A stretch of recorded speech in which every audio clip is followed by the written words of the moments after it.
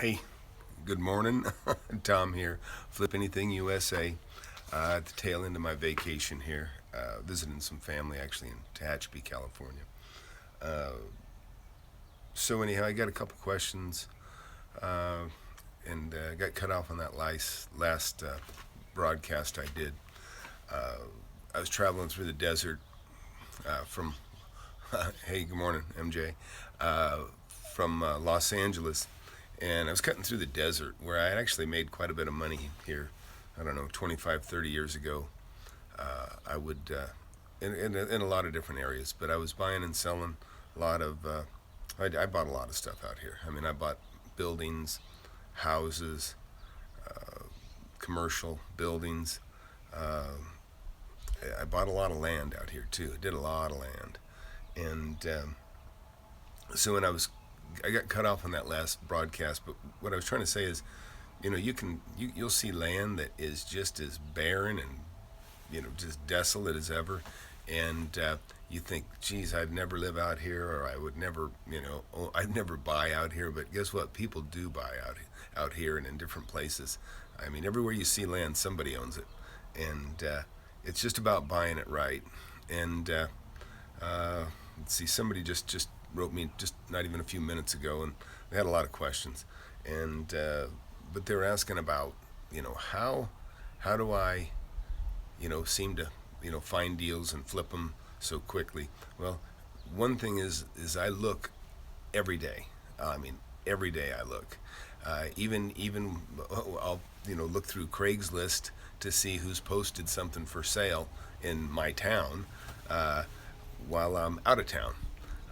And even when I'm out of town, I tend to look at property that's around me. I like, there's some vacant lots even around here. Not that I'm interested in them, but I'm still, I might find the time to call them one or two, just out of curiosity. I know what houses used to be worth here, and I know that I see them, and then I know what they are today now. But uh, you know, what I really want is people. You gotta just get started. You gotta start. I get some questions. I got a question the other day. About buying triple net commercial properties, and they're all the same. If you watch my videos, it doesn't matter what the real estate is. It's kind of all the same. It doesn't matter whether it's a trailer or a big commercial center or land, industrial, whatever. It's just about buying it, and you contact, you get a hold of the owner or the owner's representative, and you make your deal. And of course, like the main thing is you got to know value, and I think if you're brand new, you probably don't want to take the leap of trying to deal with sophisticated investors, which is what you're going to get more likely when you have commercial property. That may not be where you want to start, unless you're talking about like small individual buildings. Then it doesn't matter. But if you're talking about multiple units, where there's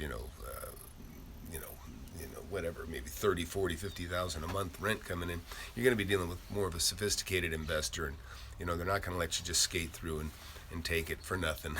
And but you still can get a good deal, and doesn't mean you can't get a good deal. Don't get me wrong on that, but you better start with something smaller if you're brand new. But I mean, it could be a piece of land, it could be a house, it could be a small building, and like I say, if you're not prepared to take that move, then start with something else. So but let's talk about you guys that got some money already. Maybe you've already got 15, 20, 30, 100 grand, two, $300,000. uh, Look, you got an advantage, and you know how hard it was for you to earn that money, or maybe some of you it came to you easy. If the money comes to you easy, be really careful. If you inherited your wealth, be really careful. I see people that'll inherit money, and then they go buy a bunch of stocks, and they don't know anything about the stock market. That's nuts. Don't throw your money into something you don't know anything about. A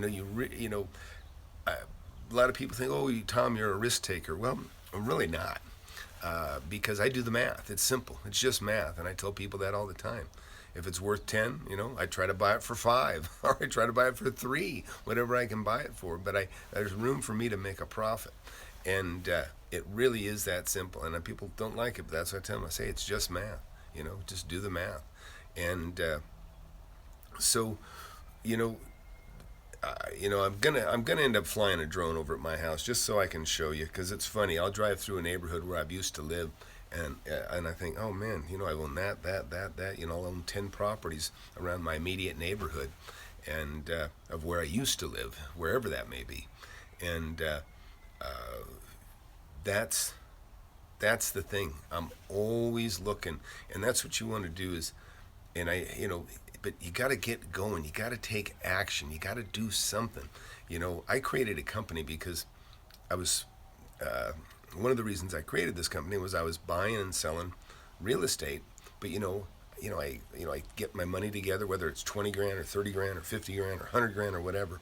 I get that chunk of money, and then I buy something. Well, now I'm broke. I bought something. Now I'm broke. Now I gotta scrape the money together to fix it up or clean it up or flip it and wait till that money comes in again. So, and I see more people are joining in here. So I'm trying to talk about helping you guys get started. And excuse me.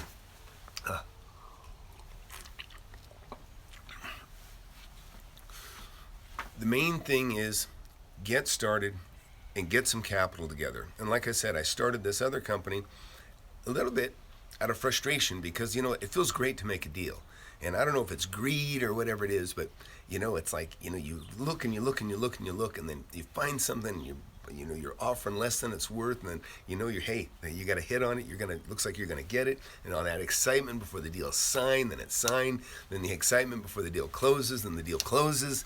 And and then it closes, then it's kind of like, oh, it's not a downer. It's a relief that you got it. But now it's like, oh, okay, that's done. My high is over, I guess it's kind of like, it kind of feels like gambling. You're gambling, you're waiting for the wheel to stop. But it's not gambling because you're just waiting, you've already done the math in your head. You know it's a great deal. Now you just need to get it signed. Then you need to get it closed. And then maybe between getting it signed and closed, maybe you need to scrape the money together to put, to take care of the purchase. And that's all part of the excitement and the fun. And then once you get it, though, it's kind of like, okay, now I either keep it or I sell it, but now I'm broke because I spent all my money.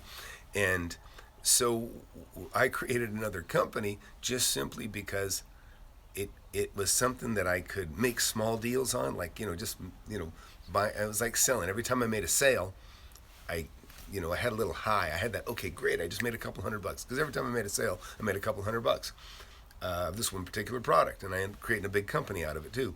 But so if you can, even if you're looking at real estate, it's kind of a nice little fix, a little high in between making a bigger deal, is to make a smaller deal, So you might find something, you're looking at real estate like I do all the time, but you stumble upon, something that's a great deal, that's worth thousands, and you can buy it for hundreds.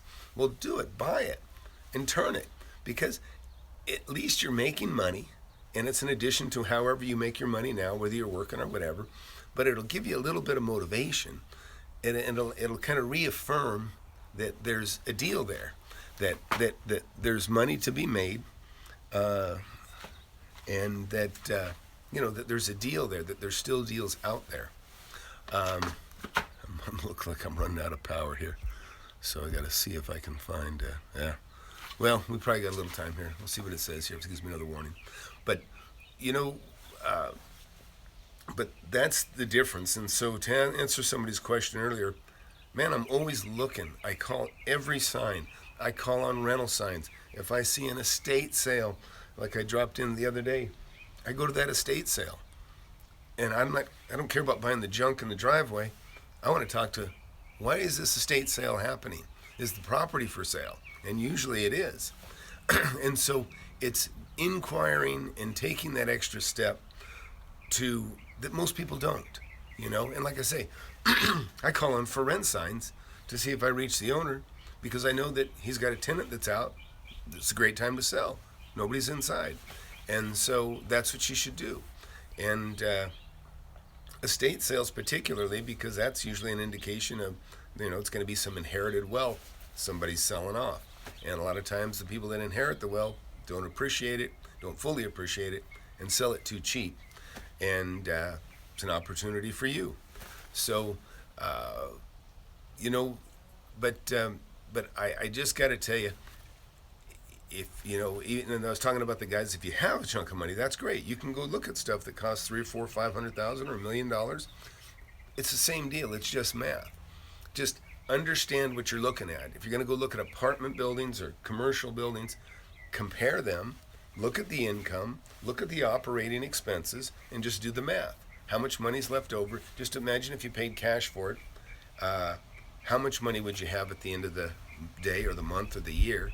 Uh, Assuming that it maintained a vacancy rate of say 5% or whatever it is. Uh, it's just math, and no matter, it's all about math, right? We're talking about money, and that's numbers. So, uh, does anybody got any questions there?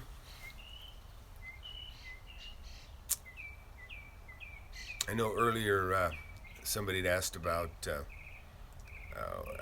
any preferences on what kind of properties, and like I said, I really don't. I mean, in a way I like land. Land is easy. There's no plumbing. There's nothing to fix. You want to know that there's a water meter. That there's utilities available. That there's power. If it's an industrial property, it's good to make sure you have three-phase electricity. If you don't know about three-phase electricity, just look up on a telephone pole. Like you can see this one behind me. It's got that single canister. That's going to be single phase, okay?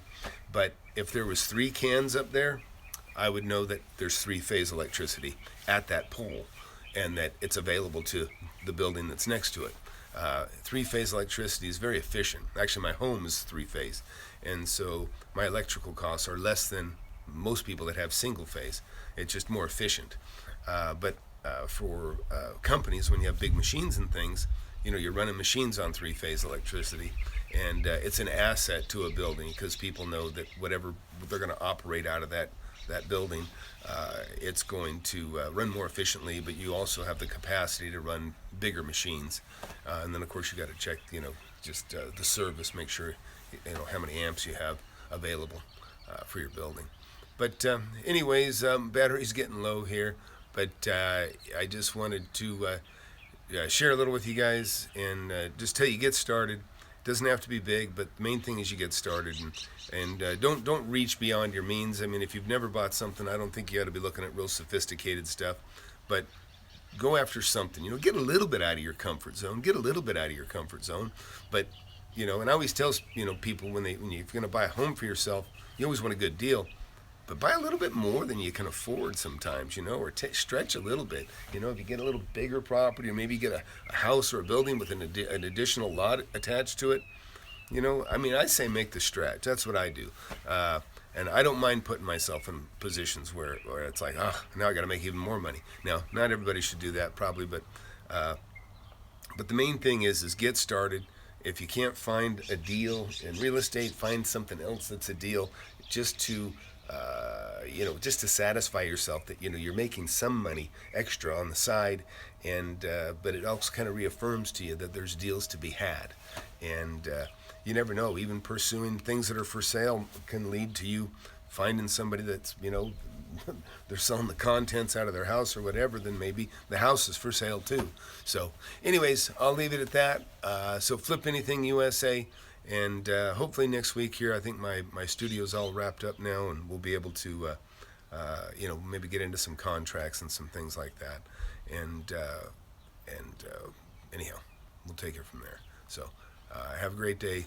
Thanks. Please subscribe and share.